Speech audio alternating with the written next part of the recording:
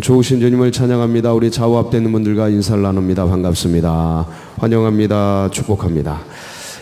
오늘도 귀하고 복된 날을 허락하신 주님께 감사드리고 어제 또 내린 비처럼 여러분 영혼 가운데 주님의 은혜의 단비가 충만하시길 축복합니다. 그런 기대를 가지고 우리 오늘 사무엘하 2장 말씀 나누도록 하겠습니다. 어제 우리 조가를 지었죠. 다윗이 어제 사무엘하 1장을 시작하면서 오리엔테이션을 좀 같이 하느라고 뒤에 부분 왜 고난이 오는가 그 부분을 다루지 못했습니다. 오늘 2장 말씀을 사무엘하 2장 말씀을 잠깐 스케치를 하고 왜 그런 고난이 또 죽음이 사울에게 이제 찾아왔는가, 우리에게는 왜 그런 고난이 임하는가 좀 잠깐 살펴보도록 하겠습니다. 다윗의 보는 고난에 대한 말씀을 어제 좀 우리가 나누었거든요. 다윗이 고난을 그렇게 봤습니다. 자기에게 고난을 준 당사자를 그렇게 봤다. 그렇게 끝까지 잘 섬겼다. 오늘도 또 나오죠. 그 사울과 그 세 아들을 장례를 치른 길르앗 야베스 족속에게 이 다윗이 그들에게 치사하는 장면입니다. 니네가 참 선하고 좋은 일을 하였도다 하면서 이제 왕이 돼가지고 그 왕의 통치권을 가지고 길르앗 야베스 주민들에게 참 축복해주고 치하하고 그러면서 격려해주는 그런 말이죠. 이게 참 진정성이 담겨진 그런 행위가 아닐 수 없습니다. 왕이 돼서 자기가 왕된 것에 취해 있고 그리고 그러한 것에 있을만 할 텐데 그런 셈이란 부분, 거기에 마음이 있는 거죠. 거기에 마음이 있는 거예요. 그들을 기억하고 그들의 행한 일들을 생각하고 그들을 축복해주고 그들을 치하하면서 그들의 했던 용감한 일 아닙니까? 블레셋 지역에 들어가서 매달려 있는 시체를 끌어와서 침투에 들어간 거거든요. 적지에 목숨 걸고 들어가서. 물론 길르앗 야베스 주민들을 사울이 초기에 이제 보호해 주었죠. 기억나십니까? 그 전쟁 보호해 주고 지켜줬던 그 서로 간의 그런 의리, 그런 것들을 기억하여서 생명을 걸고 싸워주고 생명을 걸고 장례 치러주고 그리고 그런 것들을 참 보면서 기뻐해주고 격려해주고 이 다윗이 요나단을 사랑하고 서로 굉장히 귀하게 여겨주고 그랬습니다. 근데 사울에 대한 그런 충성심이 끝까지 변하지를 않죠. 자기를 핍박하고 자기를 박해하는데도 불구하고 사울은 어떤 미워할 수 없는 그러한 사람이죠. 자기 장인이에요.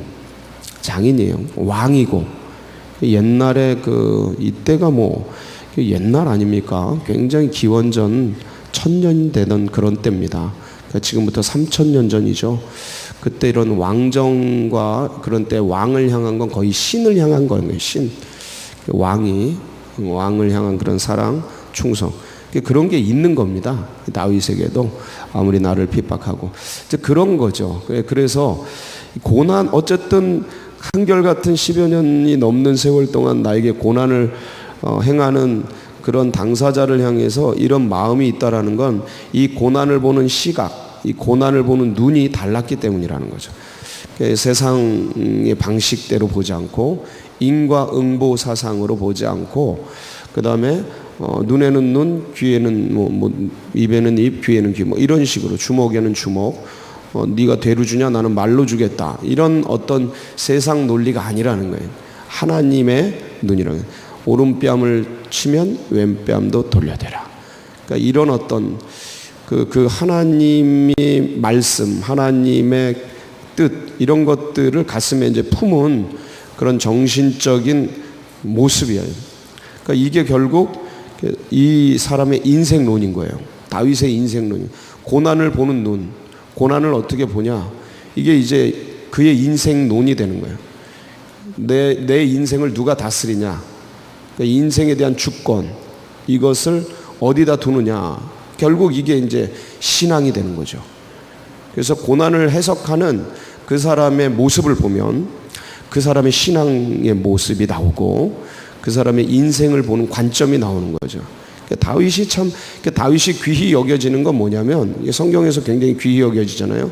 다윗의 뿌리라고 그러고, 다윗의 자손이라고 그래요, 예수님을. 다윗의 자손이요. 호산나 다윗의 자손이요. 이게 왜 그러냐? 이 말씀대로 살았기 때문에 그래요.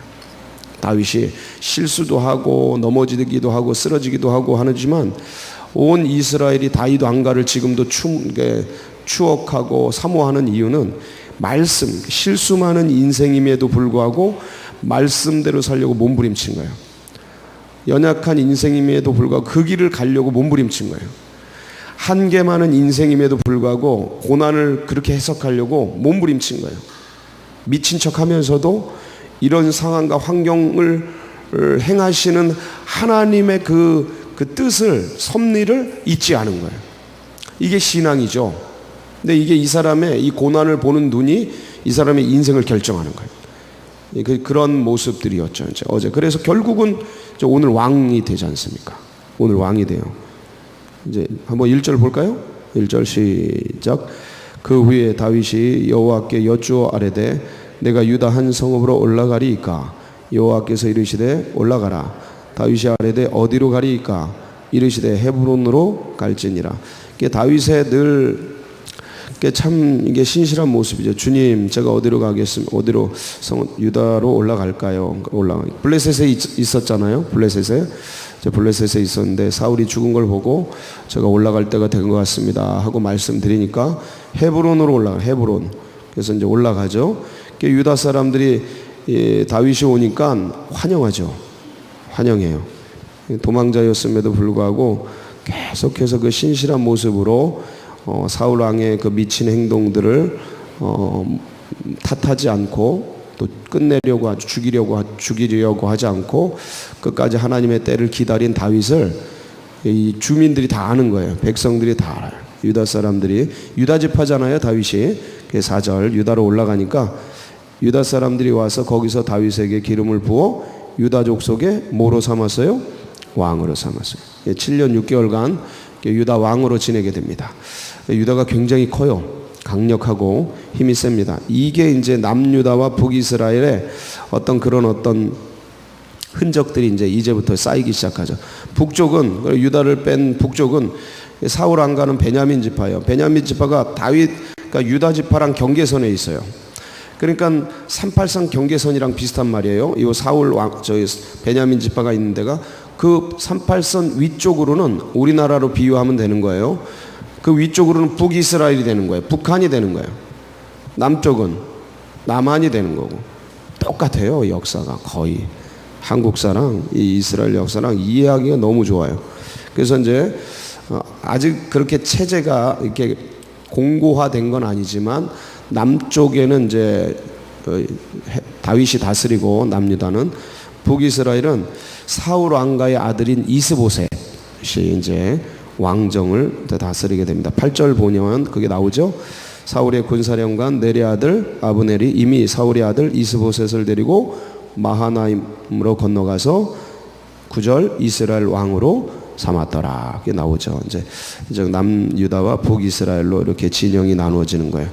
진영이 나누어지는데 남유다는 점점 강성해지고 북이스라엘은 점점 쪼그라들고. 왜 그럴까요? 이게 체제. 북한은 우리보다 훨씬, 남한보다 훨씬 잘 살았습니다. 1970년대 초까지. 왜냐면 남북한이 나눠질 때 모든 물자들이 다 북한에 있었거든요. 북쪽 평양 이쪽에. 그러니까 우리 남한보다 8배 정도 잘 살았어요. 굉장히 부유했습니다. 북쪽이. 모든 자원인들이 다 있었기 때문에. 지금도 자원은 다 북한에 있죠. 남한엔 자원이 없습니다. 천연 자원이. 남한에 있는 거는 저쪽 평야 지역에 쌀 같은 거 공급하고 그랬어요. 일본군.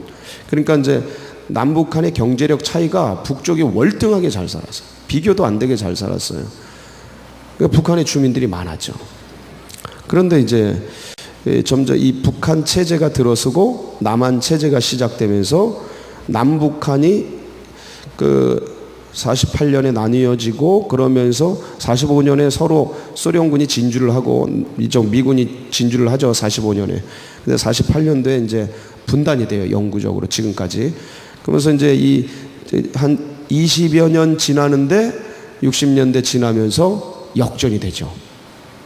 체제가 결정적으로 역전이 되는 이유가 체제다. 북한은 공산체제, 남한은 자유민주 체제. 이 체제를, 그리고 지금은 우리가 이제 400배 정도 잘 살아요. 400배. 비교가 안 돼요. 뭐로 따지느냐에 다르지만, 전에는 다 국력을 국방비에 쏟아가지고, 국방은 거의 물론 핵무기 빼면 게임도 안 돼요. 국방력도. 그런데 어쨌든 이게 굉장히 그 경제 체제로 따지자면, 그 경제로 비교하자면 몇백 배가 차이 나요. 아예 비교가 안 돼요. 게임이 안 돼요. 그런 나라가 되었죠. 이게 뭐냐, 이게. 60년대에서부터 한 또 30년 지난 건데, 뭐냐, 이게 도대체. 이게 체제죠, 체제. 이 남북 체제. 이때는 똑같은 왕정인데 뭐가 다른 거냐. 다윗이 하나님을 믿는, 여기서 나온 말씀을 따르는 체제를 가는 게요. 이게 북이스라엘은 이게 조직을 가지고 지파 동맹체를 가지고 조직적으로 운영을 인간의 방법으로 운행한 거죠. 이게 북이스라엘. 그러니까 이 체제적인 차이가 결정적으로 이스라엘과 유다를 이제 이렇게 북이스라엘은 점점 약해지게 하고 남유다는 점점점 부흥강성하게 되는 것을 이제 낳게 됩니다. 자, 이렇게 해서 이제 서로 이제 싸우고 다투는 장면들이 나오는 거예요. 민족끼리 서로 싸우고, 형제간이거든요. 이게 지파가 전부 한 뿌리에서 나온, 아브라함의 뿌리에서 다 나온 거 아니에요. 야곱의 12지파가 가족이잖아요. 가족끼리 싸우는 거예요. 넓게 보면 민족 분단의 비극이죠. 이게 서로 모가지 잡고 싸우고, 목 잡고 12명이 서로 치고 전부 죽고 싸우고, 남유다가 이겼다는 거 아닙니까? 근데 이게 참 비극이죠. 그러면서 이렇게 이제 지내게 되는데, 그러면서 이제 남쪽과 북쪽에 이제 점점점 그 흥망성쇠가 이제 진행이 됩니다. 그리고 이제 결국은 남유다를 중심으로 해서 이제 통일이 되죠. 통일이 되고 통일 왕국을 이제 다윗이 다스리게 됩니다. 자, 그럼 여기서 한 번 더 돌아보겠습니다. 왜 사울 왕가는 망했는가? 왜 사울 왕가는 이렇게 점점점 기울어지는가? 왜 사울은 아들과 함께 그렇게 다 죽게 됐는가? 이런 부분들, 왜 그들에게 그런 고난이 찾아왔는가?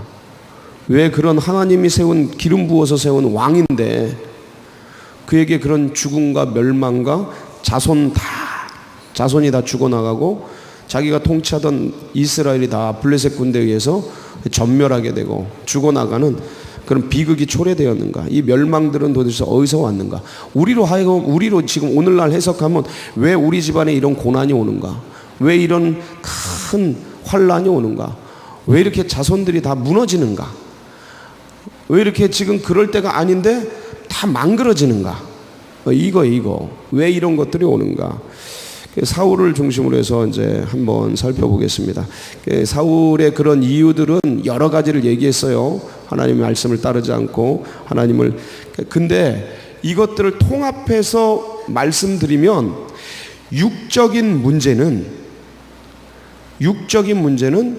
정신 문제, 마음 문제라고. 마음이 무너지면 육이 깨집니다. 그럼 마음은 어디로부터 무너지는가?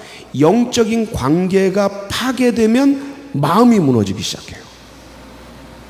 다시 한번 말씀드립니다. 왜 부부 사이 이 남편이 아내가 문제가 되는가?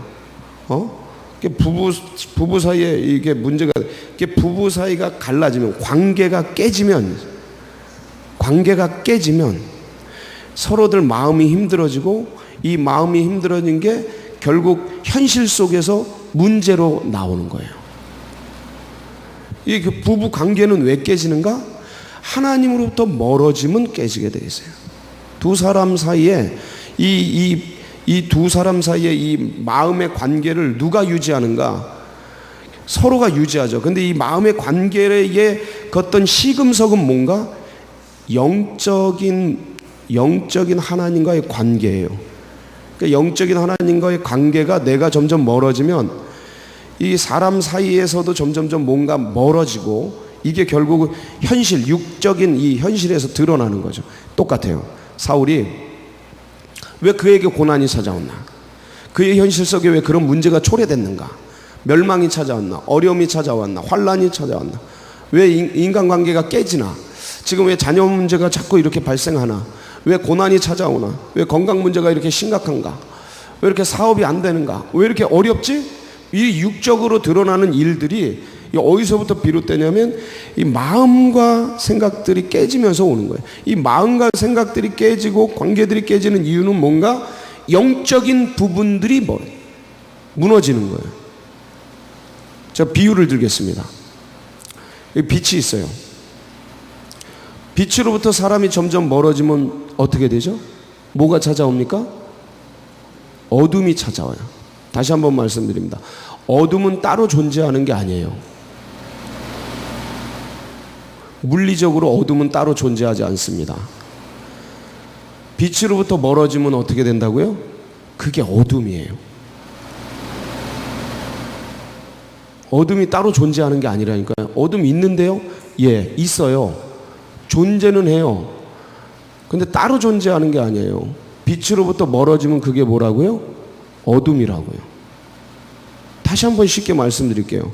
겨울에 우리가 추우니까 뭘 펴요? 난로를 펴요. 안 피고 사시나 보네. 난로를 펴요. 난로에서 점점 멀어지면 어떻게 돼요? 뭐가 찾아옵니까? 추위가 찾아옵니다. 난로를 하나님이라고 생각하세요. 빛을 하나님이라고 생각하세요. 그 빛으로부터, 난로로부터 멀어지면 추위가 찾아오고 어둠이 찾아오는 거예요. 이게 공식이에요. 공식. 영적 공식. 이건 진리입니다. 진리. 태양으로부터 돌아서면 그림자가 지는 거예요. 태양으로부터 멀어지면 어둠이 오는 거예요. 인생에. 태양 대신 주님으로부터 멀어지면 어둠이. 이거 사울이 하나님과의 관계, 하나님으로부터의 어떤 것들로부터 멀어지니 그 마음들에 이런 것들이 찾아오는 거예요. 미치고 막 불안하고 초조하고 누가 잘하면 그게 비교하면서 그게 나는 못하고 그 질투하고 이런 마음들이 왜 그런 마음들이 찾아와요. 안 찾아오는 게 아니야. 안 찾아오는 건 그건 인간이 아니지. 감각이 없든가 그런 게 찾아오는데, 그런 마음들이 찾아올 때 남들은 잘 되는데 나는 안 돼. 그러면 좌절감이 와요, 안 와요? 여러분은 안 오나 봐. 남들은 잘 나가는데 나는 못 나가. 아무렇지도 않아요? 그렇잖아요. 사람은 다 그런 게 오죠. 비교의식이라는 게 있고 사람이라는 게 존재하는데, 남들 건강한데 나는 아파. 괴롭죠. 이런 게 찾아와요. 그 찾아온 걸 어떻게 다루느냐예요. 하나님의 뜻이 있어. 하나님이 이런 걸 통해 날 뭘 가르치시려는 거야. 이러면서 그렇게 받아내야지. 아니 다윗 저놈이 만만이야. 나는 천천히고 저거 때려잡아 죽여야겠네. 이렇게 생각하면 안 되지. 마음이 무너진 거야. 이 마음이 무너지는 근거에 뭐가 있다 그랬어요? 하나님과의 관계, 하나님과의 거리가 멀어진 거예요.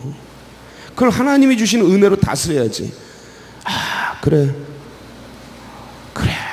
내 신화 중에 만만도 일어나고 100만도 일어나고 억도 일어나야지. 이러면서 이렇게 그 마음의 그 씁쓸한 거를 은혜로 다 붙들고, 그리고 포용되고 넓은 마음으로 그럼 존경받는 왕이 되는 거죠. 청출어람 시키는 그런 왕이시다.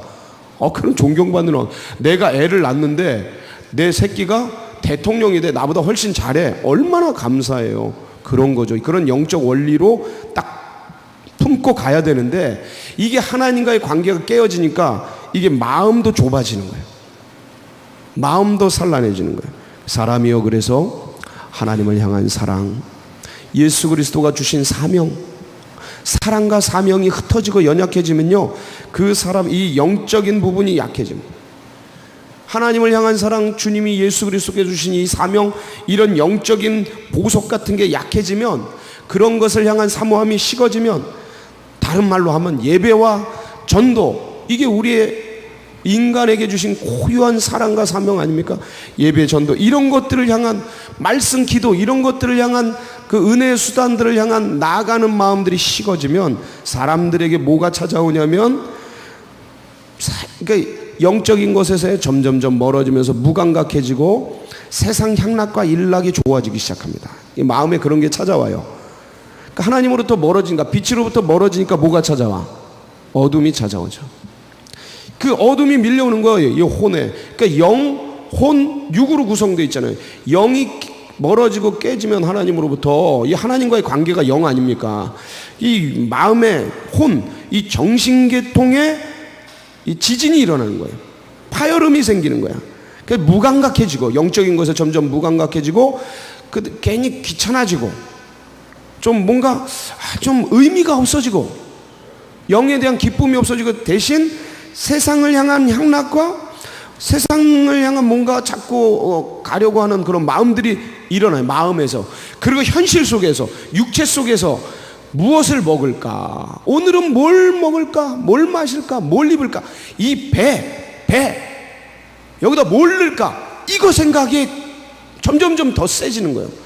이 실제적으로 육으로 정말 그렇습니다. 이게 영으로 멀어지면 육으로 와요. 그게 중간에서 이 혼이 다 이쪽을 향해 사모함이 약해지고 이쪽을 향해 점점 세지면서, 그러면서 결국 나오는 게 뭐냐면, 무엇을 먹을까, 무엇을 입을까, 무엇을 마실까, 내 배를 위한, 내 몸을 위한, 그게 나오기 시작하고, 그리고 궁극적으로 누구랑 어디서 쉴까, 어디서 놀까, 이런 게 나옵니다.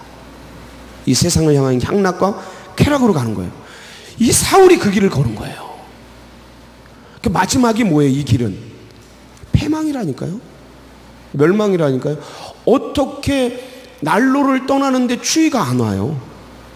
어떻게 빛을 떠나는데 어둠이 안 와요? 그 마음이 어둠과 혼란, 저 밑바닥에는 왕권을 가졌지만 두려움과 불안, 이게 오니까 정신적으로 깨지는 거죠. 그러니까 치매가 오고 혼란이 오고 정신 혼란이 오고 정신 질환이 오고, 이게 몸뚱이를 망가뜨리고 판단력을 흐리게 하고, 이렇게 실제적으로 현실화되는 거죠. 그게 점점점 깨지는 거예요. 그러니까 보세요. 작은 영적인, 그러니까 작진 않아요. 근데 우리 생각하기에 보이지도 않는 미세한 세계, 영적 세계가 깨지기 시작하니까 이 현실 세계에서 내의 모든 삶의 시간들이 다 박살나는 거예요. 그리고 결국 죽는 거예요. 끝나는 거죠. 멸망이 와버리는 거죠. 이거다. 이게 원리예요. 한 나라가 막 기울고 한 나라가 흥황케 돼요. 다윗 보세요. 지금 1절, 주님 제가 올라가리까? 올라가라. 주님 어디로 가리까? 헤브론으로 가라. 이거 주님과의 관계. 주님 저 깨워주셔서 감사해요. 주님 뭘 위해서 기도할까요? 주님과 교제하는 교제. 여기서 인간이 행복이 있어요. 왜냐하면 인간은 영의 존재이기 때문에 그래요. 이 육은 이 영을 싸고 있는 거잖아요. 그러니까 이 육을 먹이는 데서 행복이 오는 게, 떡으로 사는 게 아니에요. 그러니까 인간의 존재 본질이 뭐냐? 영이라니까요. 그러니까 이 영이신 주님과 교제하고 나누고, 이 교제의 감각이 무너질까 약해질까, 그걸 두려워 떨면서 보호하고 지키려고 하는, 이게 신앙이에요. 이게 신앙. 이게 믿음이에요. 이게 없어. 그럼 그게 믿음 없는 거죠. 껍데기는 있지. 교회는 오고 뭐 예배는 드리고. 그게 없어. 본질이 없는데 안고 없는 찐빵이 무슨 맛으로 먹어요? 시쳇말로 뭐 없는 뭐라고 이제 하여간 여러 가지. 이런 데서는 그런 게 나와야 되는데 왠지 여기서는 할렐루야, 하여간 주님께서 그게 없으면 어떻게 그게 신앙이냐 이거예요. 예수가 없는데, 십자가가 없는데 그게 기독교예요? 유사 종교지. 기독교 유사 종교지. 기독교를 가지고 푸닥거리 하는 거죠. 무당 종교지. 십자가가 없어. 예수가 없어. 그 헌신, 수고, 아유, 세상에 나가도 다 있어요. 타종교에도 다 있고. 어쩌려고요, 그거. 거기 예수가 없어요. 내가 사랑하는 그 예수가 없어. 예수를 이용해서 나를 드러내려고 그래, 거꾸로. 그건 세상 종교에도 다 있죠. 없는 데가 어디 있어요. 그런 행위. 그거다. 주님과의 관계, 그 사랑, 그리스도께서 주신 그 사명, 그거를 이거에 대해 약해질까? 이거에 대해 세상살이 하면서 흐려질까? 이게 멀어질까? 이게 노심초사 막 이걸 잃어버릴까? 10드라크마 가진 그 드라크마 여인처럼 이거 잃어버릴까? 한 부분이라도 약해질까? 잃어버릴까? 막 그거를 그냥 막 귀히 여기고 소중히 여기고, 내 마음에서 예배를 드리는데 사모함이 식어질까? 기도하는데 간절함이 없어질까? 그리스도를 향한 십자가를 생각하는데 눈물이 없어지는 이럴까? 막 그러면서 이거에 대한 막 간절함과 막 경외심과 사랑함과 사모함, 이거를 지켜가는 거예요. 이게 지켜가는 게 믿음의 백성들이에요. 거기서 교제하면서 막 기뻐하고 행복해하고 묻고 듣고 순종하면서 이 길을 걸어. 오늘도 그 시간 되길 축복합니다. 오늘도 그렇게 승리하는 우리 복된 성도님 되시길 축복합니다. 예, 기도하시겠습니다. 자, 오늘 이제 어제도 이어서 오늘도 이어서 아침에 무슨 소리가 들려요? 피아노 소리가 들려. 얼마나 감사합니까? 우리 조은정 집사님이 그렇게 헌신하셔서 이제 피아노를 쳐주고 있어요. 아유, 제가 얼마나 편한지. 예, 이걸 음을 듣고 하는 거랑 그냥 하는 거랑 달라요, 여러분. 한번 해봐요, 나와서 그냥. 여기서 뭐 혼자 해봐, 찬양을. 무슨 외로운 광야에 혼자 서 있는 느낌이에요. 예. 할 수 있지만 이게 도와주시니까 너무 감사하고, 하여간 시간 되시는 대로 그렇게 또 사명을 갖고 이번 달 잘 섬겨주시기 바라고. 그리고 오늘 북미 회담이 이제 진행이 됩니다. 민족의, 우리나라의, 한반도의 여러 가지 또 방향을 또 결정할 수 있는 그러한 회담이 되겠습니다. 통일국 국가로 가는 참 좋은 초석이 되고, 세계 평화와 한반도가 안전하고 안정된 그럴 수 있는 또 좋은 회담이 될 수 있도록 여러분 위해서 기도해 주시고, 내일은 또 6.13 지방선거가 있죠. 우리 지역을 잘 이렇게 섬길 수 있고 또 이 나라 안정되고 일꾼 세워지도록 위해서 나라 민족을 위해서 꼭 품고 기도해 주시고, 우리 교회 나아가는 앞길 마중물처럼 하나님의 뜻을 기쁘게 이루어드리는 복된 교회 되도록. 그리고 여러분 각자의 중보 제목 붙들고 우리 주여 한번 부르고 다 같이 기도하며 나갑니다. 부르짖습니다. 주여